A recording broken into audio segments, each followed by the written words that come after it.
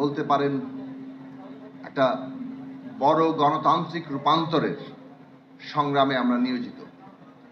আমরা সেই কাজটা এগিয়ে নিয়ে যাওয়ার জন্য সকলেই যার যার সাধ্য অনুযায়ী চেষ্টা করছে, বিশেষভাবে যারা ফ্যাসিবাদ বিরোধী সংগ্রামে ছিল। আমাদের সামনে সংস্কার নির্বাচন এবং এই সংস্কার নির্বাচনের প্রক্রিয়ার মধ্য দিয়ে একটা গণতান্ত্রিক বাংলাদেশ, একটা নতুন রাজনৈতিক বন্দোবস্ত প্রতিষ্ঠার চ্যালেঞ্জ।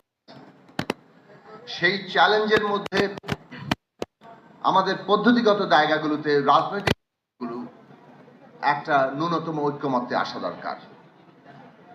আমাদের মধ্যে অনেক দ্বিমত থাকবে একটা গণতান্ত্রিক সমাজে, সেটাই অত্যন্ত স্বাভাবিক। কিন্তু আমাদের মধ্যে যে জায়গায় ঐক্য আছে সেই ঐক্যকে সংহত রেখেই যাতে আমরা দ্বিমতের জায়গায় লড়াই করি। আজকে বাংলাদেশ এমন একটা চ্যালেঞ্জের মুখে যেখানে একটা গণতান্ত্রিক রূপান্তর ঘটানোর জন্য জনগণের প্রতিনিধি আকারে রাজনৈতিক দলগুলো, যদিও রাজনৈতিক দল মাত্রই একমাত্র জনগণের প্রতিনিধি নয়, কিন্তু রাজনৈতিক দল জনগণের গুরুত্বপূর্ণ অংশ।